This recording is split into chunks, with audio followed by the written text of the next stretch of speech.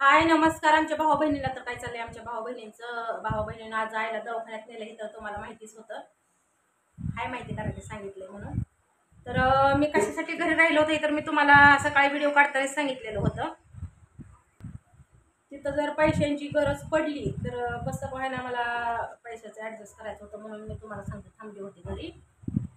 पण ती म्हणतात का नाही स्वामी, तसं तर जी माझी भाऊ बहीण आहेत का नाही खरंच अगदी मनापासून आईसाठी प्रार्थना करतात आणि मनापासून मला आधार पण देतात आणि आईला पण आधार देतात, आम्हाला आधार देतात. त्याबद्दल तुमचं मनापासून धन्यवाद भाऊ बहिणींनो.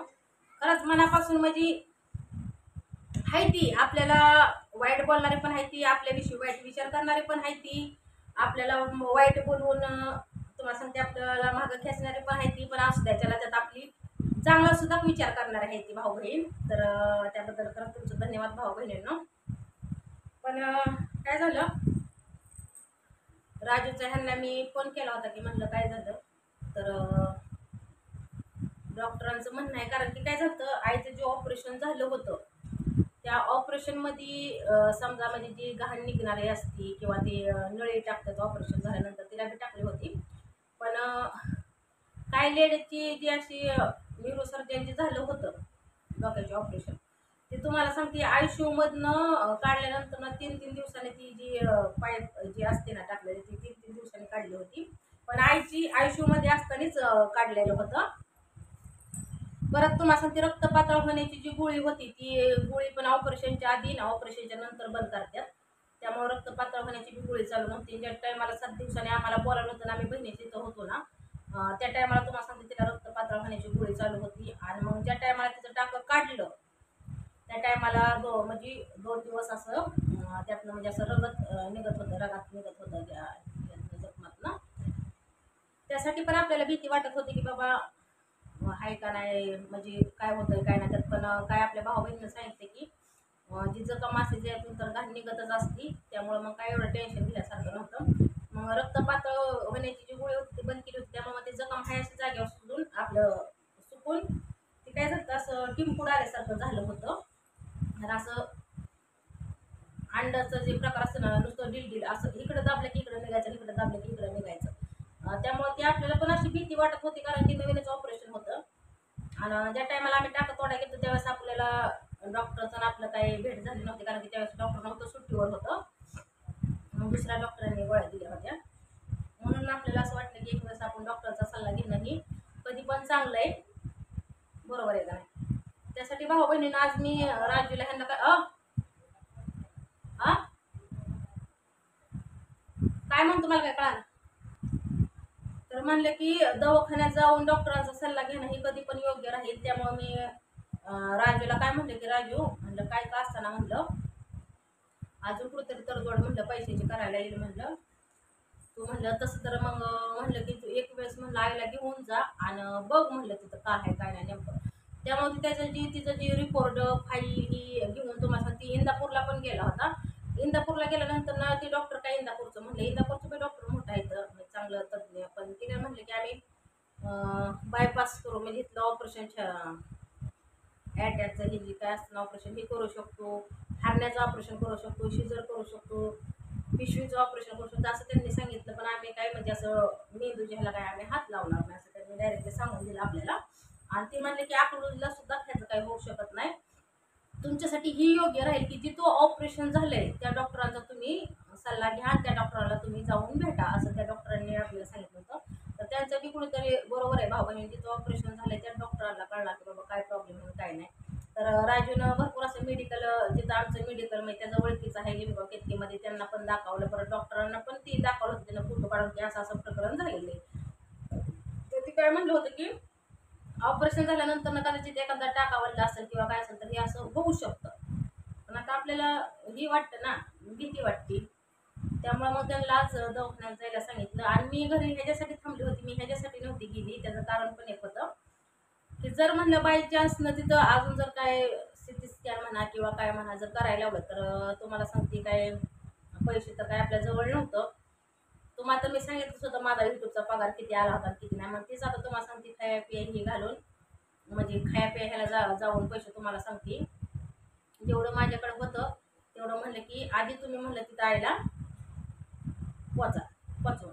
आता त्यात राजूनं पण तुम्हाला सांगते 1-2 हजार काहीतरी त्यानं बघितलं होतं वाटतं कुठं तरी, पण त्याने घेतलं होतं. राजूनं बी पैसे घेतलं होतं कोणाकडून तरी, की जरी कमी रमी पडलं तर म्हणलं पैसे असा होता आपल्यावर, म्हणून त्यानं बी त्याच्याबरोबर घेतलं नव्हतं. माझं काय त्याचं काय असं पैसे मिळून नसून आम्ही आलं दवाखान्यात नेलं. तर आता डॉक्टरांनी काय सांगितलंय भाऊ बहिणींनो, सध्या तर म्हणजे ज्यावेळेस त्यांनी ती जखम बघितली त्यावेळेस त्यांनी असं सांगितलं की एवढं काय म्हणजे भियासारखं नाही.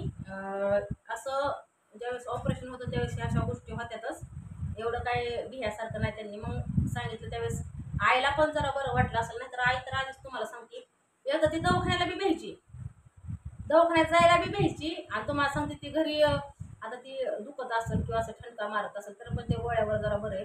पण ते दुखायला लागल्यानंतर ना मग तिच्या मनात वेगळंच काहीतरी विचार यायचं, असं व्हायचं ना. त्या एकतर आम्हाला स्पष्ट ती आम्हाला काय म्हणते की माझं वाटोळं केलं सगळं, म्हणते माझं डोकं तुम्ही हे केलं पुढलं, असं तिचं म्हणणं आहे. पण त्याच्यातून सुद्धा आपण लय तिला समजून सांगावं लागतं, लय समजून सांगतो त्यावेळेस ती कुठं ती होती. आणि आज डॉक्टरांनी तिच्यासमोर काही गोष्टी सांगितल्यानंतर न बी तिला थोडंसं बरं वाटलं असेल. त्यानंतर मग माझा तर तुम्हाला सांगितलं चुलत भाऊ गेला होता, परत चुलती गेली होती, राजू पिंकी गेली होती. मी म्हणलं बाई आता आईला कसं 2 माणसांची गरज लागते, किंवा तिला कुठं न्यायचं म्हणलं किंवा काय म्हणलं तर त्यात काय होतं तिला अशी धाप भरल्यासारखं व्हायचं ना, जेवण केल्यानंतर ना तिला धाप भरल्यासारखं व्हायचं. तर मग असं आम्हाला वाटलं कदाचित सलाईन लावलं, ॲडमिट बिडमिट करून घेतलं किंवा काय केलं, तर ह्या पण गोष्टीचं आपल्याला हे होतं. पण काय नाही, तसं स्वामी समर्थांनी तुमच्या आशीर्वादाने तशी काही वेळ येऊ दिली नाही वर. आणि असं सगळं संकट त्याच्यावर दूर भावा बहिणीनं तुमच्या आशीर्वादाने खरंच. तर आता डॉक्टरांनी आपल्याला असा एक सल्ला दिलेला आहे की तुम्हाला सांगते तिचं कसलं स्कॅन असतं, ती राजू तुम्हाला सांगत त्यानं मला सांगितलं ते तसलं म्हणजे कसलं तरी स्कॅन आहे वाटतं, ती स्कॅन करायला सांगितलेलं आहे वाटतं त्यांनी. परत कधी 8 दिवसाने करा, 15 दिवसाने करा, असं त्यांनी काहीतरी सांगितलेलं आहे. तर बघू आता ज्यावेळेस राजू हे घरी येईल ना त्यावेळेसच तुम्हाला ते सांगाल नेमकं काय झालं काय नाही, ती असा विषय आहे.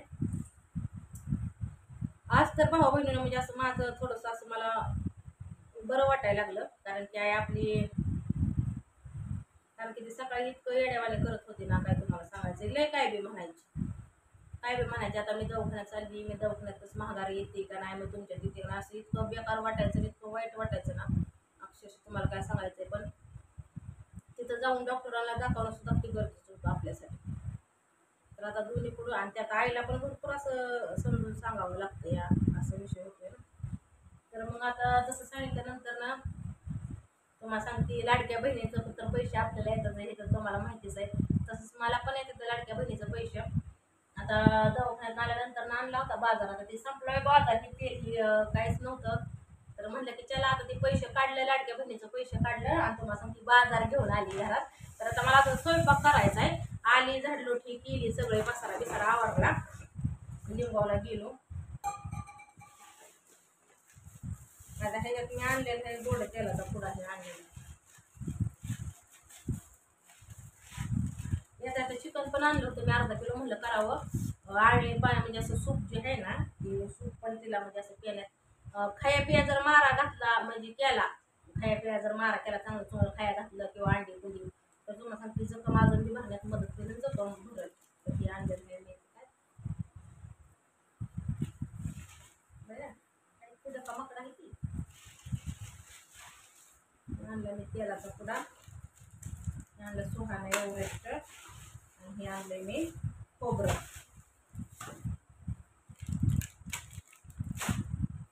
आता आईला आवडतात म्हणून मी आणले ते बरं का, 1 किलोभर आणले ते मी भुईमुगाच्या शेंगा. एकदम अशा मुलायम म्हणजे असे एक वल्ले आहेत, असं थोडंसं चावलं तरी ती लगेच फुटायसारखे आहेत, कारण की मी खाऊन बघितले आहेत म्हणजे एवढा काही लोड पडणार नाही तिला. तरी पण जर खाई आलं तर मी खायला देणार आहे किंवा नाही देणार मी, पण तिला आवडतात म्हणून मी आणलेले ते भुईमुगाच्या शेंगा, कारण की तिचा आवडती वस्तू ही आहे भुईमुगाची शेंग, म्हणून मी तिला आणलेली आहे भुईमुगाची शेंग. आणि काकडी बी तिला म्हणजे असं गारवा जरा थोडासा ते आणलेलं मी काकडी.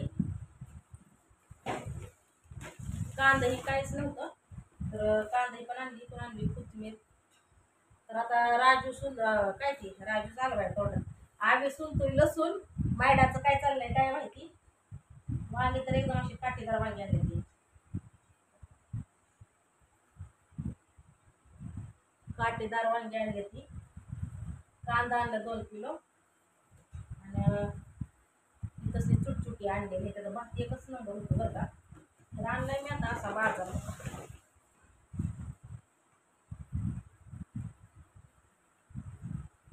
आणि विषय म्हणजे तुम्हाला सांगते, मेथीची भाजी आईला सारखी खाऊ वाटते, सारखी मेथीची भाजी करते.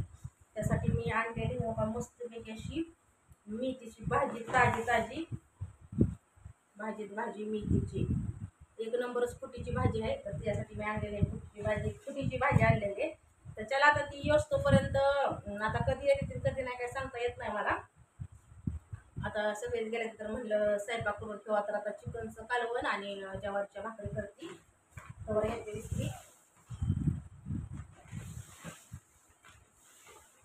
तर असू द्या भाऊ बहिणींचं तुम्हाला सांगते असाच चांगला आशीर्वाद द्या आणि ह्या दुखण्यातून आपल्या आई लवकरच बाहेर येऊ द्या. आणि तुमचं म्हणणं आहे की आई पायावर चाललं तर हो, ही पण तुम्हाला सांगायचं माझं राहूनच गेलं.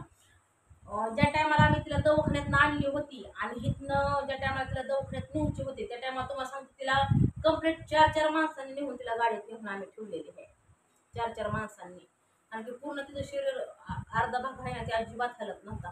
पण आता आहे ना थोडं तुम्हाला सांगते तब्येतीमध्ये भरपूर असं म्हणजे असं सुधारणा होत चाललेली आहे बरं का. म्हणजे जे हात बी पूर्ण हे झाला होता ना, तर हात त्या हिशोबाने एवढाच जात होता तिला, एवढाच हात जात होता. पण आता असा हात जातो या.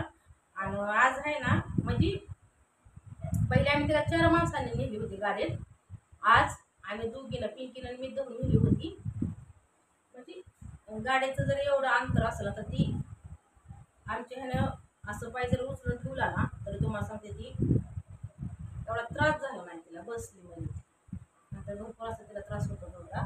तर असंच तुम्हाला सांगते स्वामीच्या कृपेने स्वामी आहेत आणि खरंच स्वामींवर आपला विश्वास आहे म्हणून स्वामीनं तुम्हाला सांगते पुरेपूर संकटातून म्हणजे काय म्हणतात ना, संकट येतं एकाएकी येतं म्हणून ती काही एकाएकी जात नसतं, त्याला वेळच लागत असतो.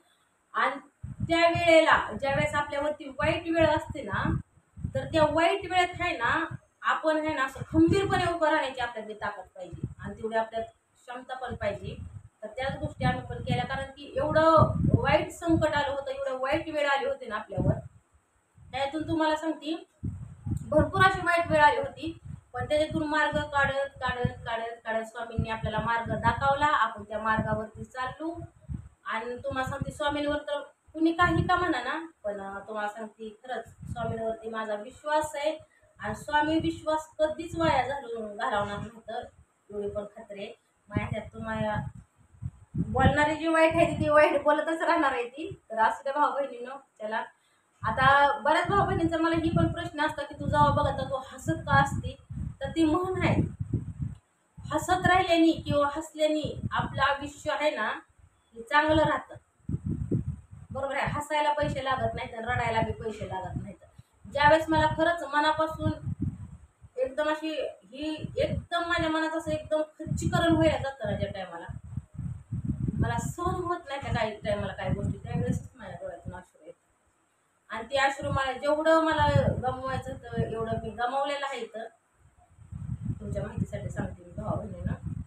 आणि आता खरंच मला भारी वाटते, चांगलं वाटते.